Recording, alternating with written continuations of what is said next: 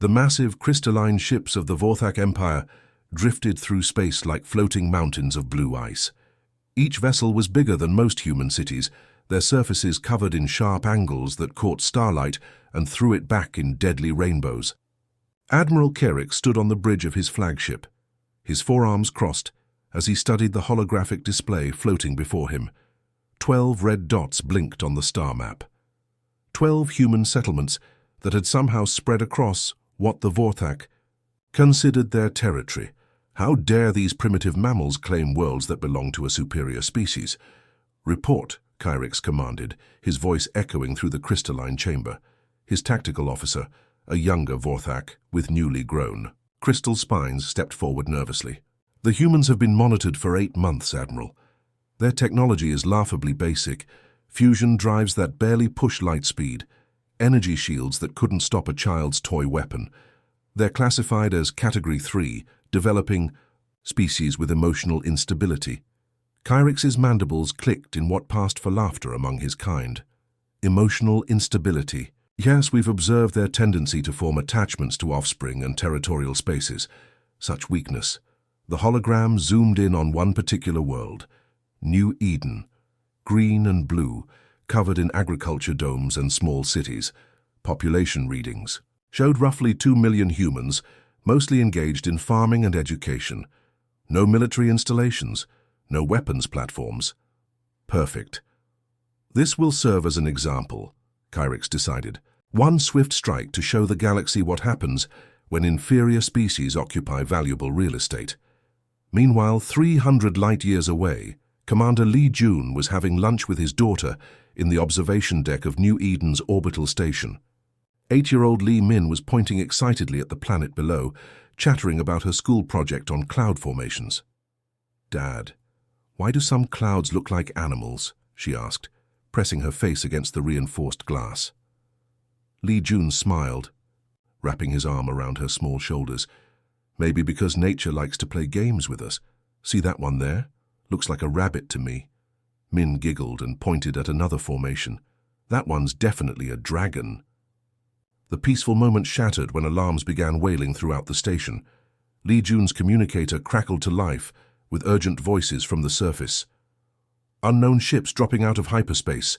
Massive signatures. This isn't a drill, Li." Jun's blood turned to ice as he looked up through the observation window. The Vorthak fleet was materializing like a nightmare made real. Dozens of crystalline vessels that dwarfed anything humanity had ever built. Their surfaces began glowing with charging weapons. "Min, we need to go. Right now." He scooped up his daughter and ran for the emergency pods, but even as his feet pounded against the metal deck, he knew they were too late. The first bombardment lit up New Eden's atmosphere like a second sun. Li Jun strapped Min into an escape pod as the station shook around them, hull plates buckling and atmosphere venting into space. Through the small porthole, he could see the agricultural domes on the planet's surface exploding in silent flowers of fire. "The schools," whispered his communications officer, Lieutenant Park Woo-jin, monitoring emergency frequencies from the planet. "They hit the schools first, and the hospitals."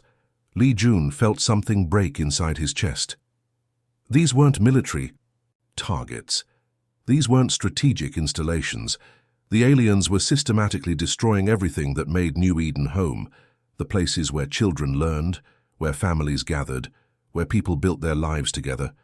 "Get me a transmission link," he ordered, his voice steady despite the chaos around them. "Full spectrum broadcast. I want every human settlement to receive this." The station's main reactor was failing, emergency lighting casting everything in hellish red. Through the observation windows, New Eden was becoming a funeral pyre. The beautiful blue-green world where his daughter had pointed out cloud dragons was turning into a ball of molten rock. "Dad?" Min's voice was small and scared from inside the escape pod. "What's happening?" "Everything's going to be okay, sweetheart," Li Jun lied, activating his helmet recorder. "I'm going to tell a story to some friends and then we're going on a trip." He faced the camera with tears streaming down his cheeks, but his voice remained controlled. Professional. "This is Commander Li Jun of New Eden Orbital Station. The Vorthak Empire has begun systematic bombardment of our world.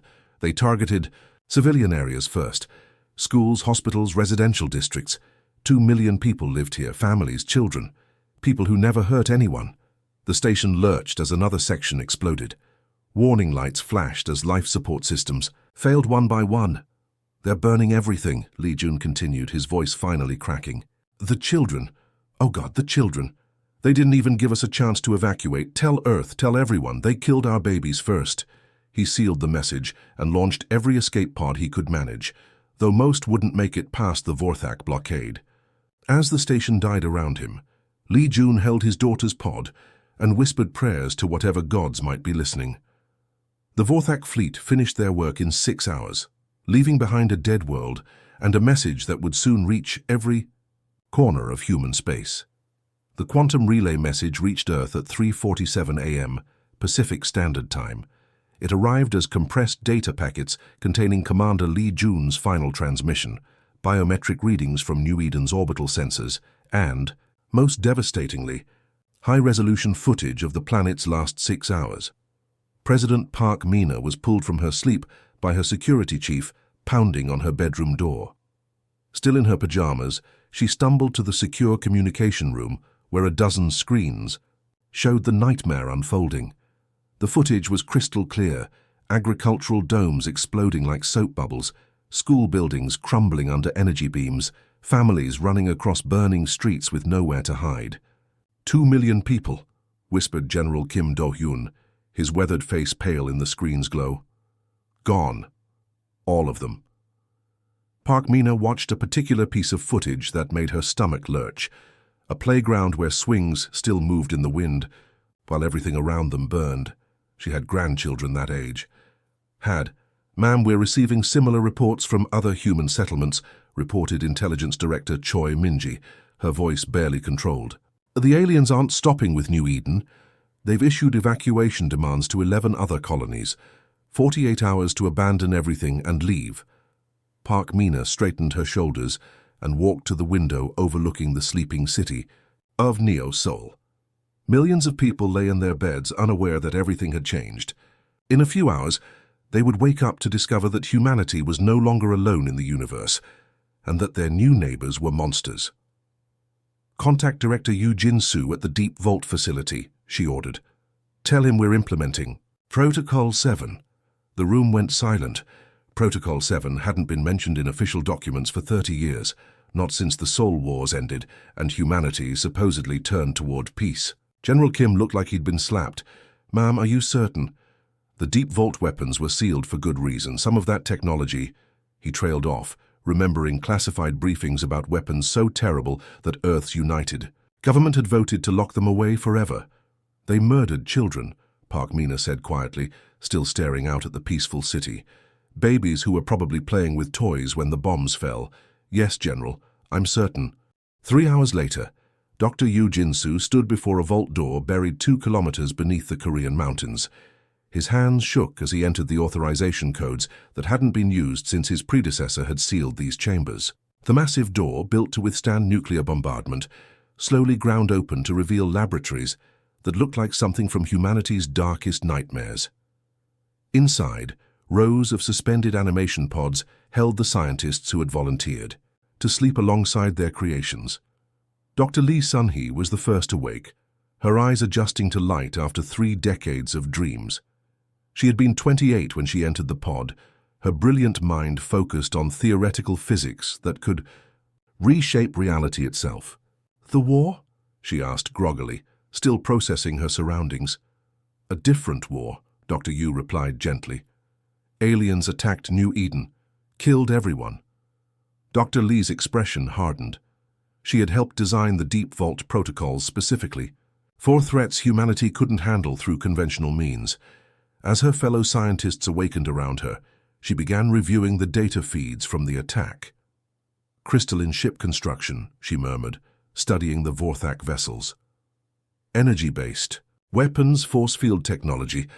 Approximately 4 centuries ahead of our public capabilities." She paused, a cold smile crossing her face.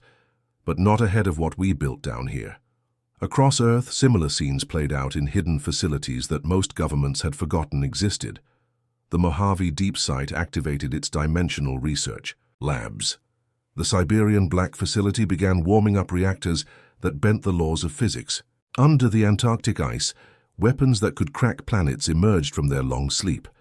Admiral Han Soo-jin received her new orders while commanding the defense fleet near Jupiter. She had spent 15 years keeping the peace, mediating trade, disputes and escorting supply convoys.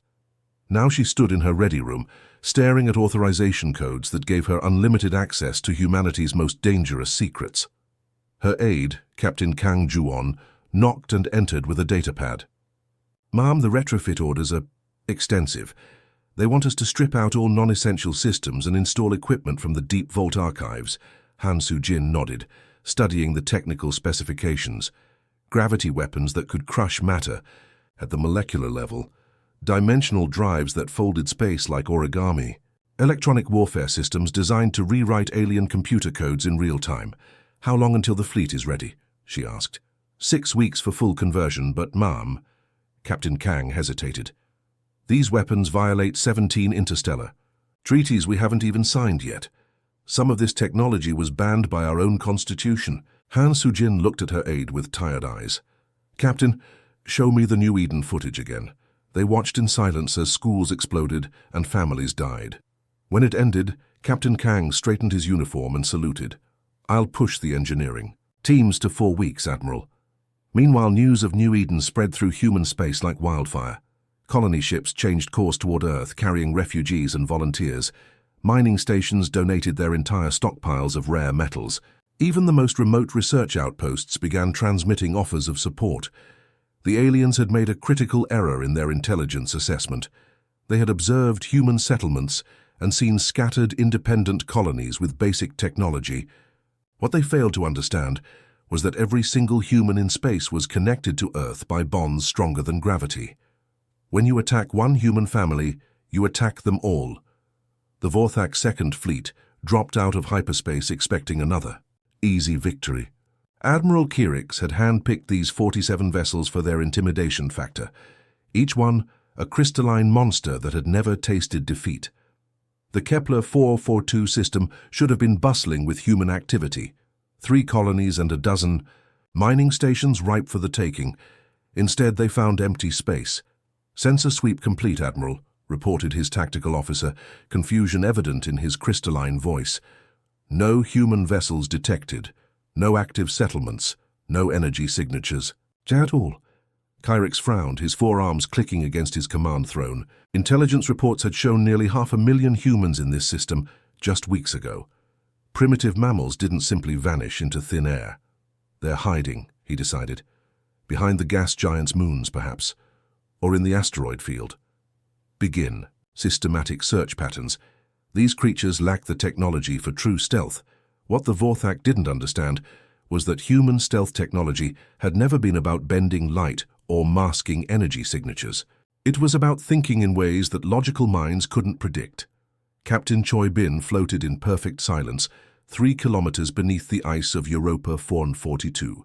Her modified destroyer nestled in a cavern that her crew had carved with mining lasers. Around her, 17 other human vessels waited in similar hiding spots. Not behind moons or asteroids where enemies might look, but inside them. "Vorthak formation is spreading out," whispered Lieutenant Nam Ji-hoon from the sensor station. "They're scanning the obvious places first." Captain Choi studied the tactical display showing alien vessels moving in predictable search patterns. The Vorthak were thorough but unimaginative, following textbook procedures that human strategists had anticipated perfectly. "Time to introduce ourselves," she murmured, activating her ship's experimental systems. The first indication the Vorthak had that something was wrong came when space itself began to bend. Reality twisted like heated metal as dimensional tiers opened throughout their formation. Captain Choi's destroyer emerged from folded space directly above the Vorthak flagship, so close that their hull scrapers could have touched. "Fire, Captain," Choi ordered calmly. The gravitational lance hit the Vorthak command ship at point-blank range, crushing its crystalline hull like an eggshell. The weapon didn't just destroy matter. It rewrote the fundamental forces holding atoms together. What had been a proud warship became a cloud of component particles in microseconds. All around the Vorthak fleet, space continued tearing open. Human vessels poured through dimensional rifts, their exotic weapons charging with barely contained energy. These weren't the primitive fusion-powered ships the aliens expected. They were nightmares wrapped in human engineering. Multiple contacts, unknown weapon signatures. The Vorthak tactical officer's voice cracked with panic as his sensors registered technologies that shouldn't exist. Admiral, they're firing some kind of exotic matter beam, the USS Persistence, commanded by Captain Lee Young-ho, demonstrated humanity's new plasma ribbon technology. Instead of simple energy bolts, the weapon created streams of contained star matter that cut through Vorthak shields like they were made of paper. The alien vessel tried to maneuver, but the plasma ribbon followed every twist and turn until the IZE ship's reactor went critical. "Transmitting surrender protocols," screamed the Vorthak communications officer as another of their vessels folded in half under gravitational stress. "Negative," Captain Choi replied over the open channel, her voice emotionless. "You fired on civilians, you killed children, no surrender." What happened next would haunt Vorthak survivors for generations. The humans didn't just destroy their ships, they dissected them with surgical precision. Weapons that could have vaporized entire vessels instead targeted specific systems, leaving crews alive but helpless as their ships died around them. Commander Park Seojin led the boarding teams that swarmed disabled Vorthak vessels. His soldiers moved through crystalline corridors like ghosts, their powered armor adapting to alien architecture in real time. They weren't there to loot or destroy, they were there to learn. "Interesting," Park Seojin commented as his team restrained a group of Vorthak officers. "Your biology suggests you feel pain much like humans do. Good to know." The captured aliens found themselves subjected to procedures that were technically medical scans, but felt like psychological torture. Human scientists had studied Vorthak physiology for months, learning exactly which sensory inputs would cause maximum discomfort without permanent damage. "Why?" gasped a Vorthak engineer as electrodes mapped his nervous system. "We are prisoners of war." Dr. Song Min-soo looked up from his instruments with cold eyes. "Were the children of New Eden prisoners of war? Did you give them trials before you burned them alive?" The most terrifying revelation came when the humans began broadcasting their interrogation sessions across all Vorthak military frequencies. Every ship in their fleet could watch as their comrades were questioned with ruthless efficiency. The humans weren't just gathering intelligence, they were sending a message. "Your Empire classified us as emotionally unstable," Dr. Song said conversationally as he adjusted the neural probe. "You were right. We form deep attachments to our families, our children, our homes. When you threaten those attachments, we become something you've never encountered before." Lieutenant Yoon Ara coordinated the psychological warfare campaign from her command ship. Every Vorthak communication channel received the same footage. Scenes from New Eden's destruction played alongside biometric readings from their captured crews. Fear had a specific electromagnetic signature, and human sensors could detect it across vast distances. "They're trying to retreat," reported her tactical officer as the surviving Vorthak vessels attempted to flee. "Let them go," Lieutenant Yoon replied. "Make sure they carry our message home."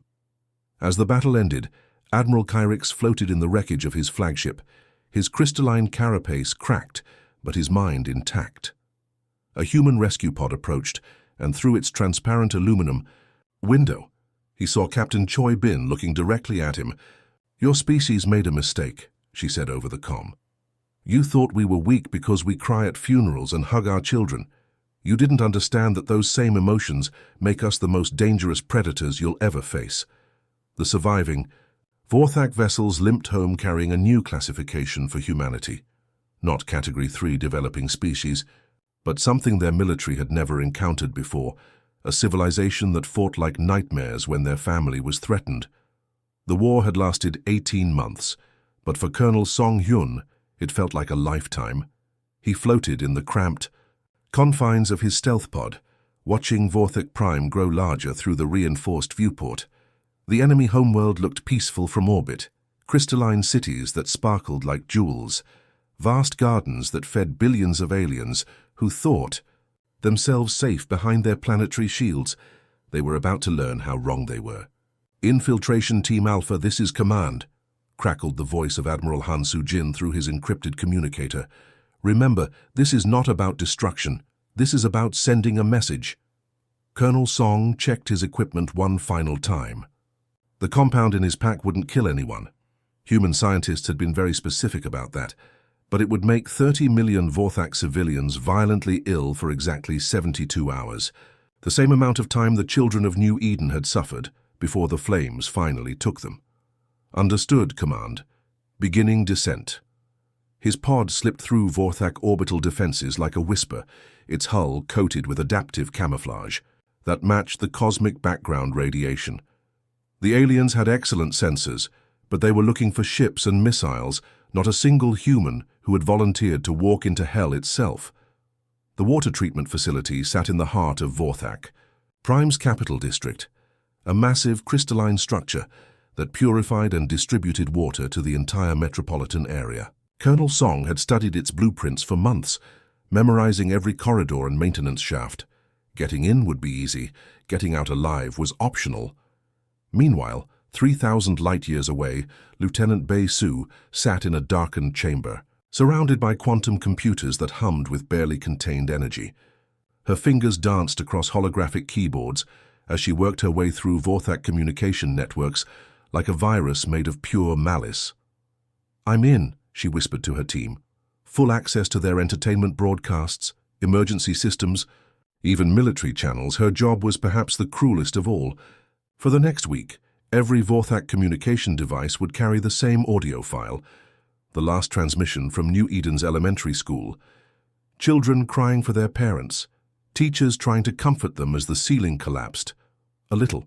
Girl asking why the pretty lights in the sky were getting brighter. The Vorthak had advanced psychology, but they weren't prepared for what humans called warfare.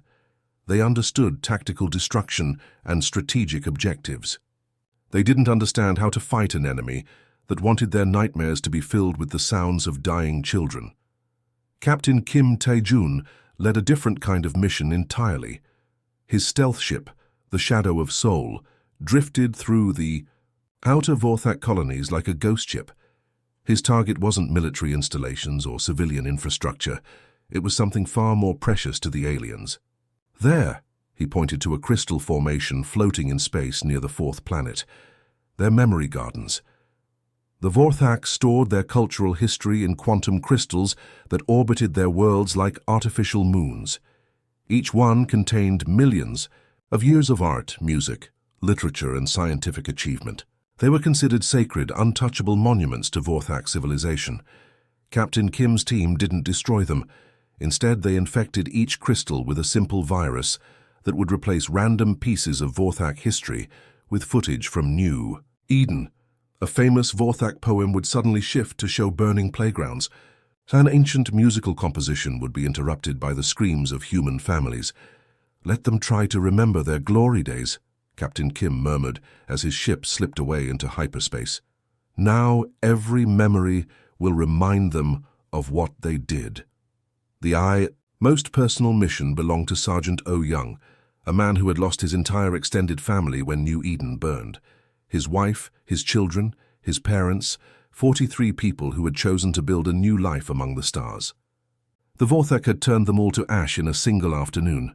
Sergeant O had requested Admiral Kyrick specifically. The Vorthak war leader lived aboard a fortress ship that was more like a mobile palace, surrounded by layers of defensive screens and escort vessels. It should have been impossible for a single human to penetrate such defenses, but humans had stopped playing by the rules the moment children started dying. Oh Young materialized in Admiral Kyrick's private quarters like a shadow made flesh, his dimensional infiltration suit bending light around his body. The alien admiral was reviewing battle reports when he looked up to find a human standing 3 feet away, close enough to touch. "How?" Kyrick whispered, his forearms reaching for weapons that were suddenly no longer there. "My daughter was 6 years old," Oh Young said quietly, removing his helmet to reveal a face carved from stone and grief. "She wanted to be a teacher when she grew up. She collected pictures of clouds that looked like animals, Kyrix tried to activate his personal shield, but the device had been disabled, along with every other piece of technology in the room. The human had somehow neutralized systems that the finest Vorthak engineers claimed were unhackable. Your security. Detail is sleeping, Oh Young continued, placing a photo on Kyrix's desk. It showed a little girl with bright eyes pointing at the sky. Alive, but sleeping. I could have killed them, I could have killed you, but then you wouldn't be able to deliver my message. The alien admiral stared at the photograph, his crystalline features reflecting the innocence he had helped destroy. Around him, his command staff lay unconscious at their posts, victims of a paralytic gas that had somehow bypassed every air filtration system on the ship. What message? Kyrix asked, his voice barely audible. Oh Young leaned closer, and when he spoke, his words carried the weight of 2 million graves. Tell your people that humans remember everything, every name, every face, every child you murdered.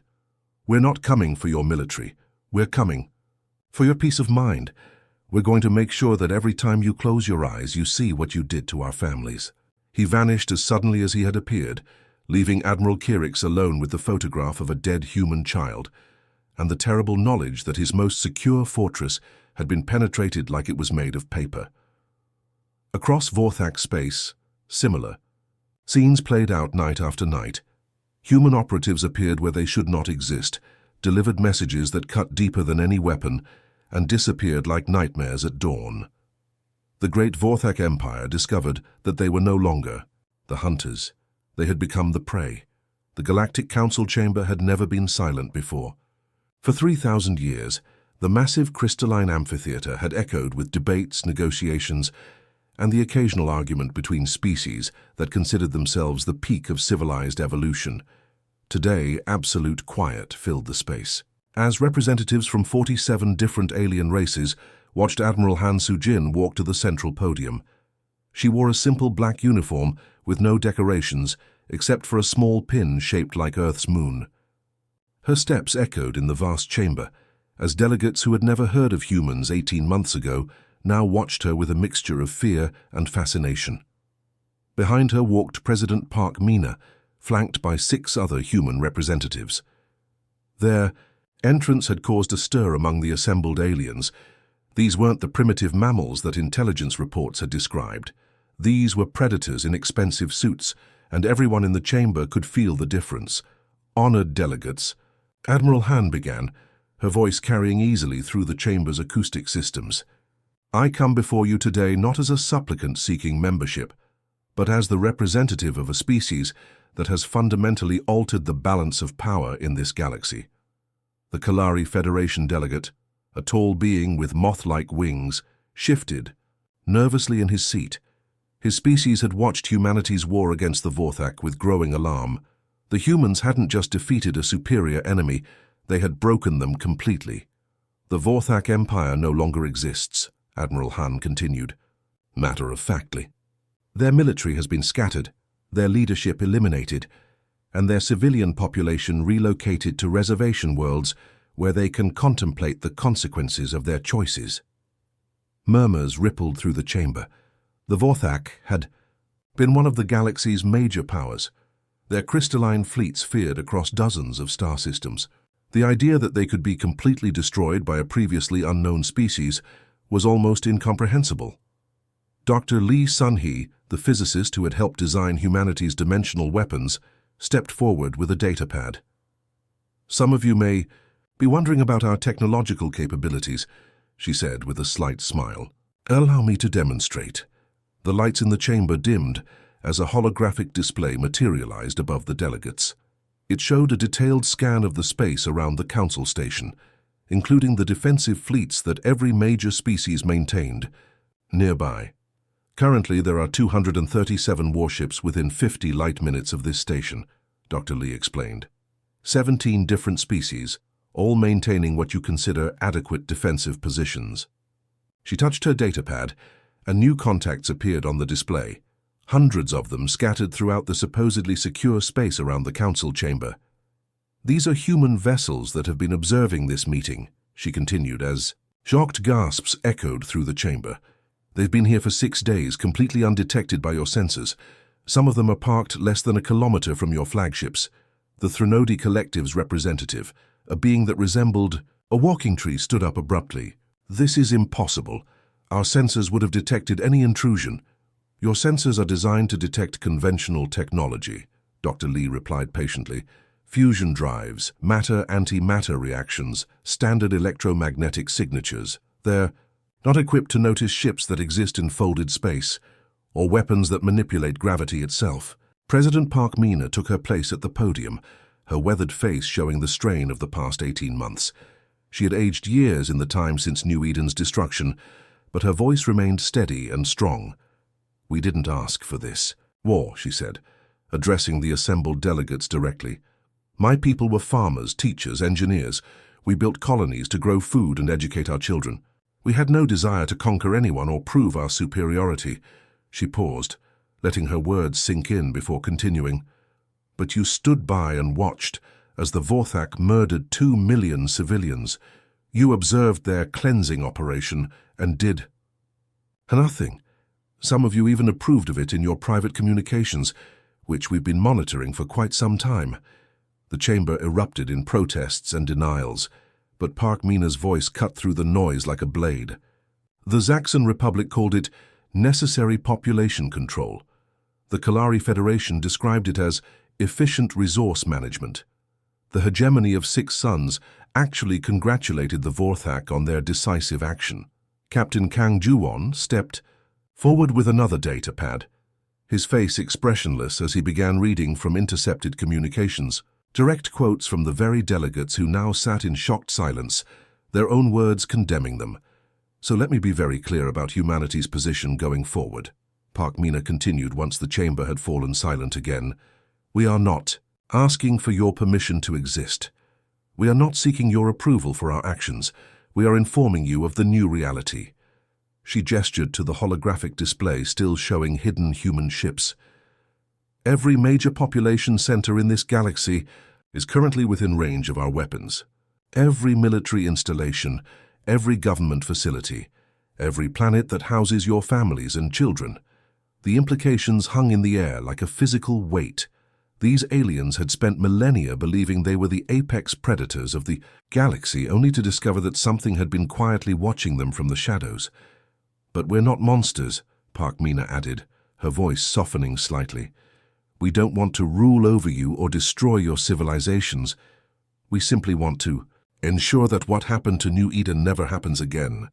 Admiral Han stepped back to the podium for the final announcement. "Effective immediately. Humanity is claiming sovereignty over all former Vorthak territories. We're establishing colonies on their garden worlds and mining stations in their resource systems. Any species that objects to this arrangement is welcome to discuss the matter with our diplomatic corps." She smiled, and somehow that expression was more terrifying than any threat.